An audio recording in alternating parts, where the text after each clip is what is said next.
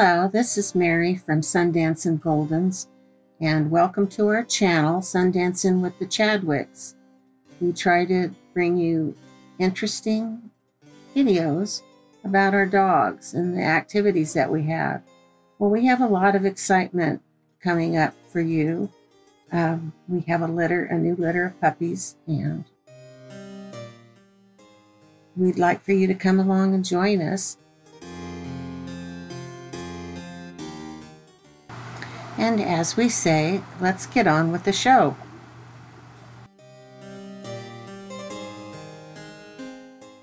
Hey, I'd like to introduce our new litter of puppies, the Summer Dreams litter.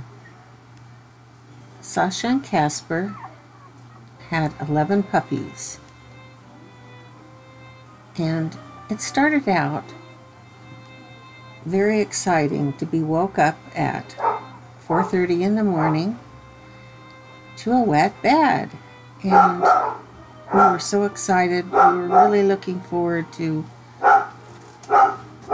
helping Sasha deliver her puppies. And in the background you might hear the puppies crying a little bit here and there. Our house is a noisy house, but our house is full of love. I know that kind of sounds cliche, but we love our dogs. They're like our children.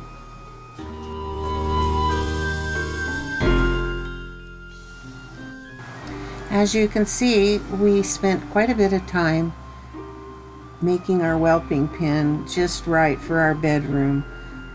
With previous litters with Peaches, we had a lot of issues having her with her puppies in a different room, and one of us was needing to be with her and the puppies the first couple of weeks, and so we'd take shifts and we'd lose a lot of sleep. So this time we decided that we would have the whelping pen in our bedroom, and it has worked out a whole lot better, because when the puppies fuss or there's anything wrong or a puppy gets stuck behind mama, we can easily get up and put the puppy back on mama, and then we go right back to sleep.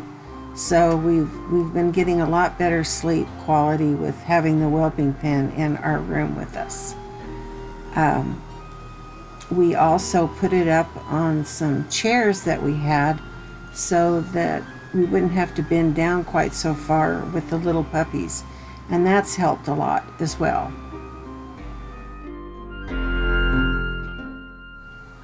But let me tell you a little bit about our morning on the day the puppies were born.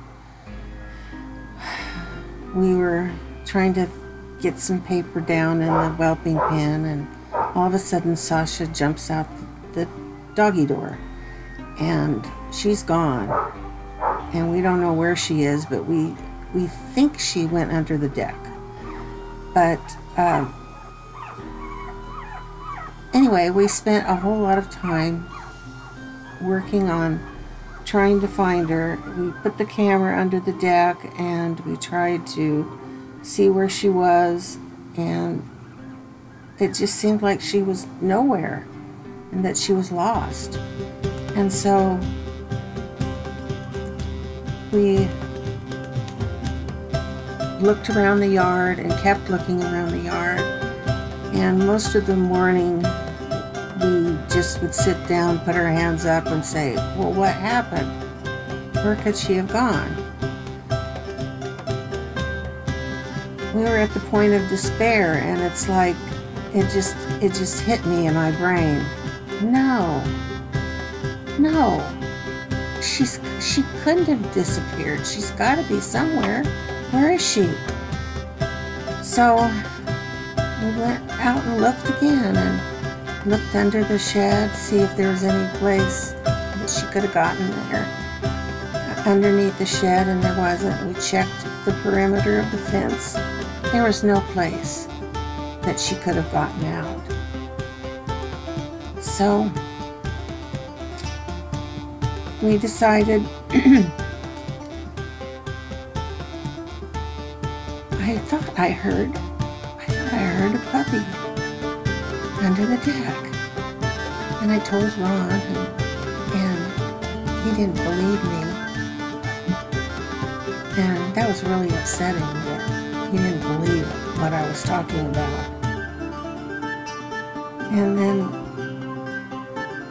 we checked around. I stuck the camera under the deck again. Could not see her anywhere. I checked every corner under the deck.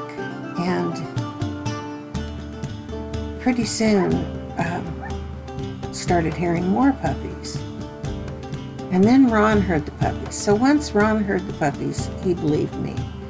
And so we started taking the deck apart, or he started taking the deck apart, one board at a time, trying to get underneath there.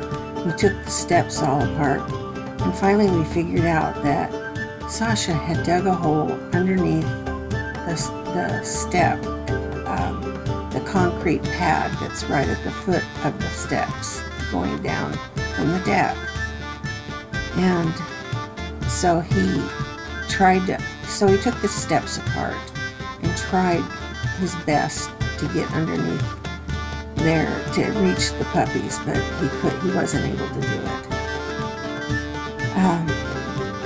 Then he thought, well, I'm going to come at it from the other end. So he took one of the steps off of our patio and started digging and digging and digging.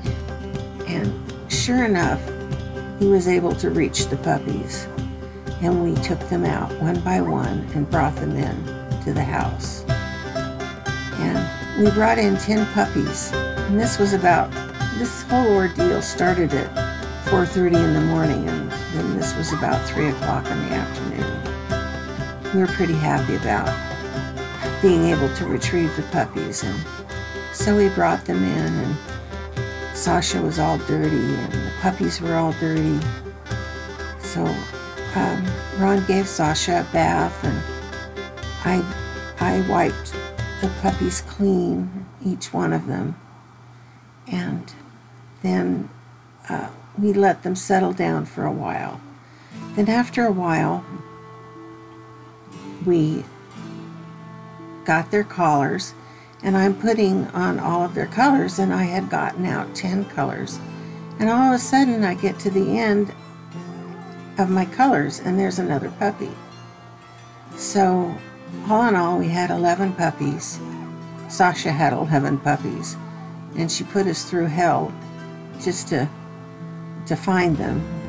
It wasn't how we expected everything to go. We really wanted to have that bonding time with Sasha as she had her puppies one by one, just like we had done with Peaches on 2 other occasions. It's really special when you're there and you're helping your mama dog to have her puppies. So we missed that part of it. We missed that bonding. And Sasha turned out to be very, very protective at first. And she still is quite protective. So we've had quite a week this week of getting adjusted with our puppies. And each day we give them we weigh them and check on their growth to make sure that they're putting on weight. And the puppies have just about doubled in size in the first week. Not quite, but almost. And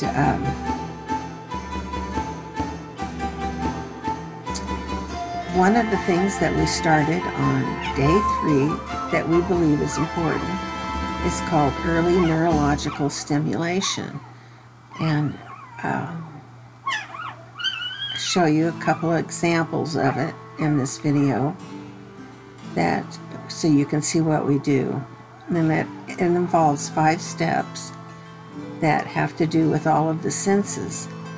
And there have been studies done that have shown that by putting the puppies through mild stressors, that it helps them develop areas in their brain where they become more resilient to stressors as they grow older and in their life. And it makes them better dogs, super dogs. So that's what ENS is all about, early neurological stimulation. And we do this as part of our routine for 17 days.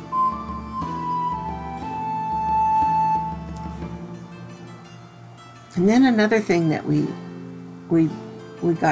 did this week is that I cut ribbons and tied ribbons onto their collars, so they're a little bit easier to identify. And each day I have to check their collars and make sure that they're not too tight. So here we are, entering into the second week, and I hope you enjoyed this. I'd like to encourage you to check out our website at sundancinggoldens.com. And if you'd like to see some more videos, we have some on our website, our YouTube channel, Sundancing with the Chadwicks. And we're looking forward to getting to know you, and we're hoping that you will follow along with us, and we'll try to do a puppy update each week, and when we'll start doing puppy cams at about 3 weeks, and those will be live on Facebook. So we are on Facebook at Sundancing, facebook.com Sundancing and there's no G, it's just Sundancinggoldens.